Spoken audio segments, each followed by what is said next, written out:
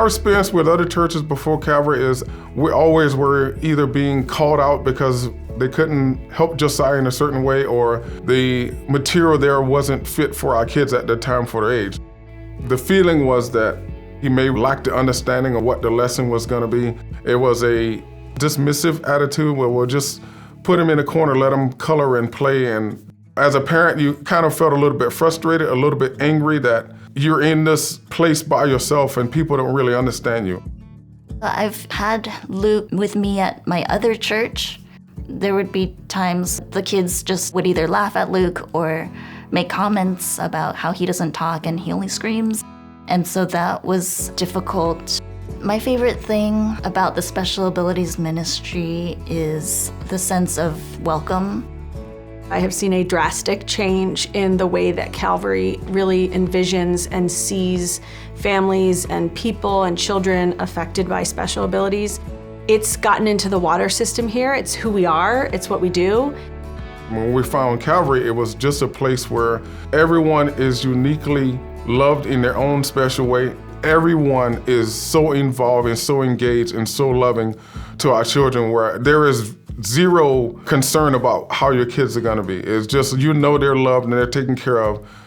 Luke is able to attend during the worship service, and if he is disoriented or dysregulated, he has a nice, dark, quiet room where he can be comforted and be able to then go back into the activities.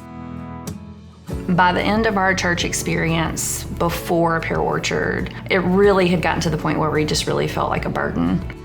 Pear Orchard has totally changed our family, and they've always been so encouraging and just so intentional with our family.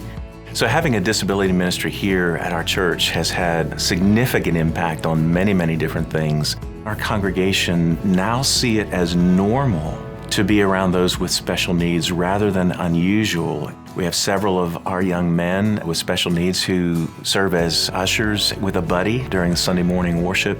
We have both a special needs Sunday school class on Wednesday evenings and on Sunday mornings. Charlie loves to come here. He knows he's welcome, he's loved, he's happy. Even kids that are in our self-contained program, we integrate in for worship every Sunday. That's part of getting into the water, because these younger kids now have been exposed to kids with special abilities from such a young age that when kids make noises or kids are yelling or jumping around, younger kids are now used to it and they're excited to have these kids as a part of their community. I deal with autism. For me, people don't really see that. If Calvary didn't have a special abilities ministry, I feel like kids with special needs wouldn't be able to find a way through Christianity. Joshua will always call Pear Orchard his church. He feel included. He looked forward to coming to church.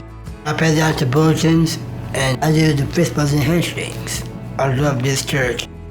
It really does break my heart when I know that families have driven an hour to get to church here, or an hour to come to our respite program, and driven by 1,000 churches on their way from their home to our church. That's not the vision and the mission. It should be that every church has a place for every child, for every family. In many respects, this is not unique. This is just the body doing what the body ought to be doing. It will dynamically change and improve the life of your own congregation. Get to know the community. Get to know what challenges families face. Just start. There's a family that needs you, and I can promise you that there are people in your church body that feel passionately, that have skills. At this church, they are seen and they're loved and they are so important, they're vital. And to be a part of that, it has been a life-changing experience for our family.